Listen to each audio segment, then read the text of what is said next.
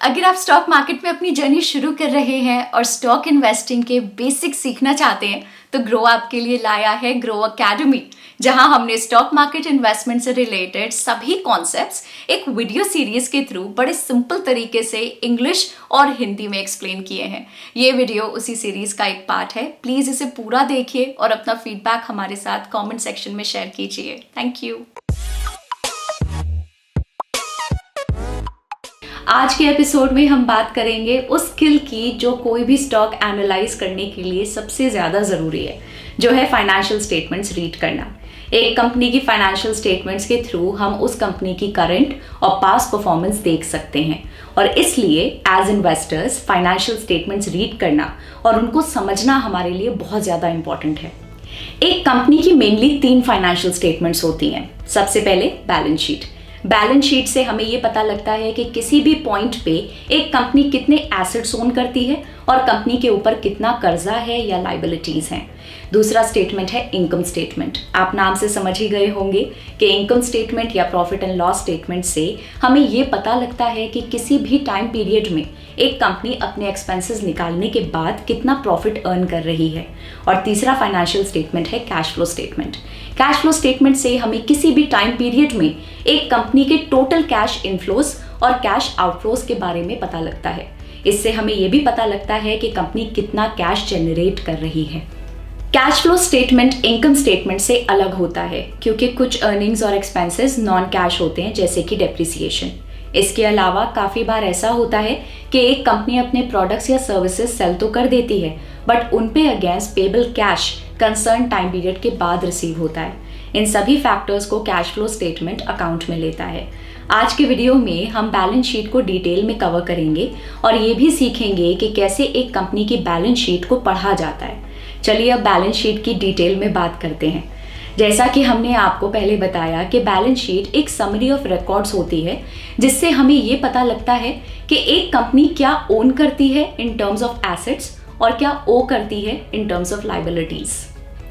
Balance sheet में किसी भी पॉइंट पे एक कंपनी के टोटल एसेट्स हमेशा उनकी टोटल लायबिलिटीज के बराबर होने चाहिए, जिसमें शेयर होल्डर्स की इक्विटी भी इंक्लूड हो जाती है। इसलिए इसका नाम बैलेंस शीट है। चलिए सिंप्लिसिटी के लिए एसेट्स और लायबिलिटीज को ब्रेक डाउन करते हैं। किसी भी कंपनी के एसेट्स फॉलोइंग कैटेगरीज में डिवाइड किए जा सकते हैं। सबसे पहले फिक्स्ड एसेट्स। ये फिजिकल एसेट्स होते हैं जो लॉन्ग टर्म वैल्यू ऑफर करते हैं, जैसे कि लैंड, मशीनरी, इक्विपमेंट एटसेट्रा। इन एसेट्स को कंपनी एक लॉन्ग पीरियड ऑफ टाइम तक यूज करती है। जनरली ऐसे एसेट्स को अक्वायर करने के लिए काफी कैपिटल लगता है। सेकंड है करंट एसेट्स। ये ऐसे एसेट्स होते हैं जो शॉर्ट टर्म यानी कि 1 साल से कम के टाइम पीरियड में यूज किए जाते हैं। इसका एक अच्छा एग्जाम्पल है इन्वेंट्री। इन्वेंट्री का मतलब कंपनी के वो गुड्स और प्रोडक्ट्स जो सेल करने के लिए रेडी हैं। इन्वेंट्री में रॉ मटेरियल्स भी इंक्लूड होते हैं जिनका यूज करके कंपनी अपने प्रोडक्ट्स बनाती है। थर्ड है फाइनेंशियल एसेट्स। इसमें कंपनी की दूसरी सिक्योरिटीज जैसे कि स्टॉक्स और बॉन्ड्स में की गई इन्वेस्टमेंट्स इंक्लूड की जाती हैं। और लास्ट है इंटैंजिबल एसेट्स। बेसिकली ये ऐसे एसेट्स होते हैं जिन्हें आप फिजिकली टच नहीं कर सकते। फॉर एग्जाम्पल, अगर एक फार्मास्यूटिकल कंपनी के पास किसी पर्टिकुलर ड्रग का पेटेंट है तो वो इंटैंजिबल एसेट माना जाएगा। अब बात करते हैं लायबिलिटीज की। लायबिलिटीज को फॉलोइंग कैटेगरीज में ब्रेक किया जा सकता है। सबसे पहले करंट लायबिलिटीज।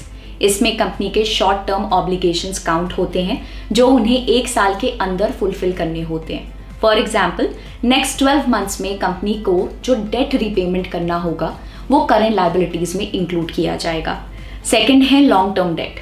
ये ऐसा कर्जा है जो कंपनीज को 1 साल से ज्यादा के टाइम स्पैन में रीपे करना होता है।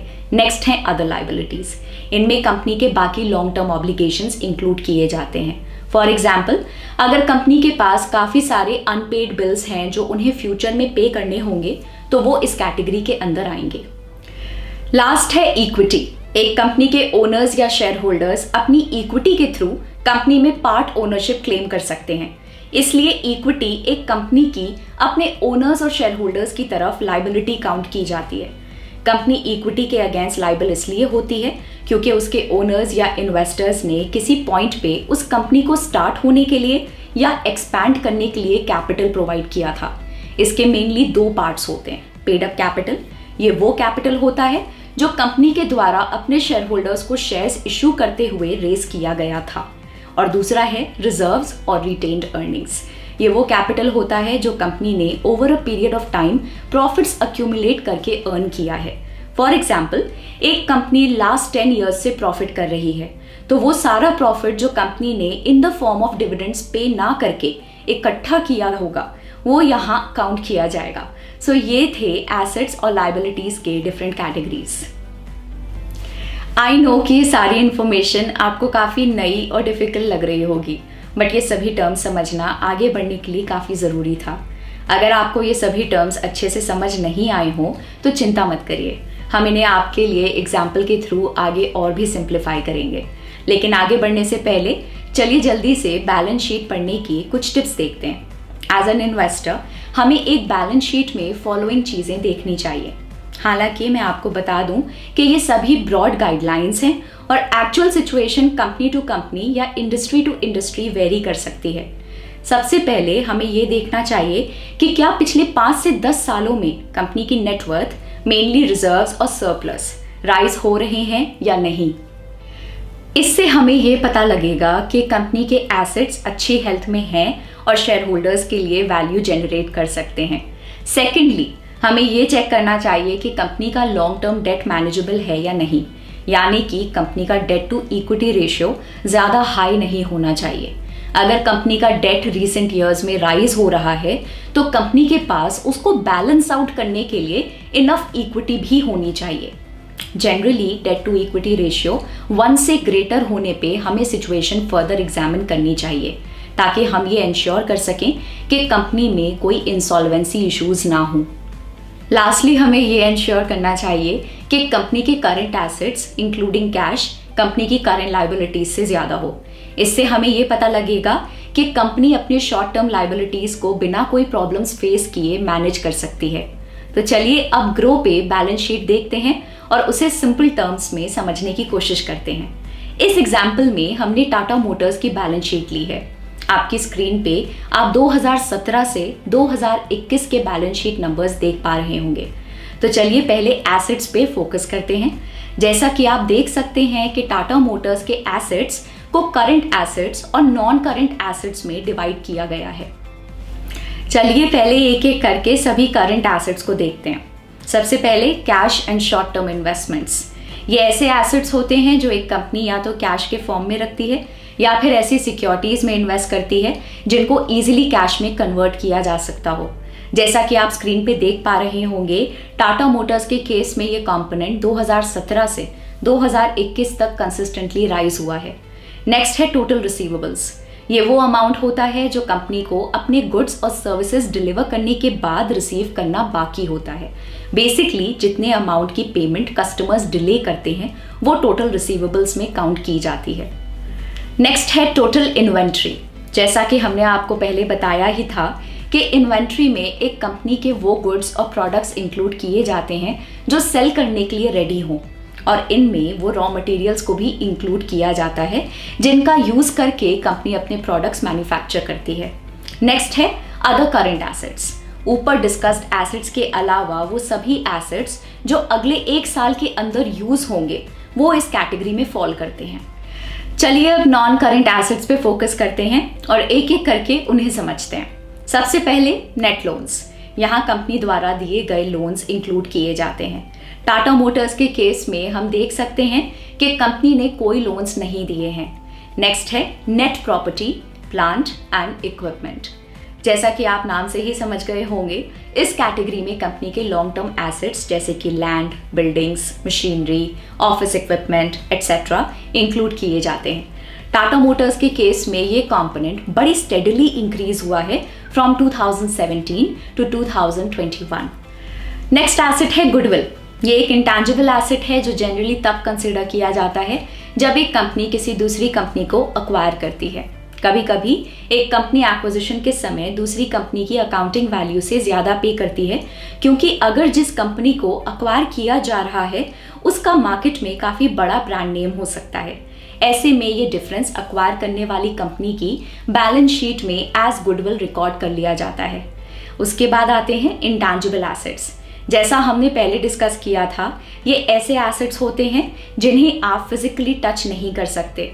फॉर एग्जाम्पल पेटेंट्स और ट्रेडमार्क्स जैसी इंटेलेक्चुअल प्रॉपर्टीज इंटैंजिबल एसेट्स के अच्छे एग्जाम्पल्स हैं। नेक्स्ट हैं लॉन्ग टर्म इन्वेस्टमेंट्स। इस कैटेगरी में कंपनी की लॉन्ग टर्म इन्वेस्टमेंट जैसे कि stocks, bonds, real estate etcetera include की जाती हैं। क्योंकि ये लॉन्ग टर्म इन्वेस्टमेंट्स हैं, इन्हें जनरली शॉर्ट टर्म में सेल नहीं किया जा सकता है। उसके बाद आते हैं other long term assets. Company के पास ऊपर डिस्कस की कैटेगरीज के अलावा जितने भी लॉन्ग टर्म एसेट्स हैं वो इधर इंक्लूड होंगे। यहाँ एम्प्लॉयज़ को पे किए एडवांसेस या फिर प्रीपेड एक्सपेंसेस एट्सेट्रा इंक्लूड हो सकते हैं। एसेट्स के बाद अब हम देखेंगे टाटा मोटर्स की लायबिलिटीज और एक एक करके सभी कंपोनेंट समझेंगे। तो सबसे पहले बात करते हैं अकाउंट्स पेबल के बारे में। ये वो कैपिटल होता है जो एक बिजनेस को अपने सप्लायर्स या क्रेडिटर्स को पे बैक करना होता है। एक तरह से ये टोटल रिसीवेबल्स का बिल्कुल ऑपोजिट होता है। टाटा मोटर्स के केस में ये कंपोनेंट 2017 से स्टेडीली इंक्रीज हुआ है। फिर आते हैं टोटल डिपॉजिट्स पे। ये टर्म जनरली बैंक्स या फिर नॉन बैंकिंग फाइनेंशियल कंपनीज की बैलेंस शीट में देखा जाता है, इसलिए टाटा मोटर्स के केस में ये जीरो है। बैंक्स की बैलेंस शीट में डिपॉजिट्स लायबिलिटीज में दिखाई जाती हैं और लोन्स एसेट्स में। ऐसा इसलिए क्योंकि बैंक्स को डिपॉजिट्स पे इंटरेस्ट देना पड़ता है, लेकिन लोन्स पे उन्हें इंटरेस्ट अर्निंग्स होती हैं। फिर आते हैं टोटल अदर करंट लायबिलिटीज पे। यहाँ वो सभी शॉर्ट टर्म ऑब्लिगेशंस इंक्लूड की जाती हैं जो एक फर्म को अगले 12 महीनों के अंदर फुलफिल करनी होंगी। नेक्स्ट 12 मंथ्स का ड्यू डेट इसका एक अच्छा एग्जाम्पल है। टाटा मोटर्स के एग्जाम्पल में ये कंपोनेंट पिछले कुछ सालों में इंक्रीज हुआ है। फिर आते हैं लॉन्ग टर्म डेट पे।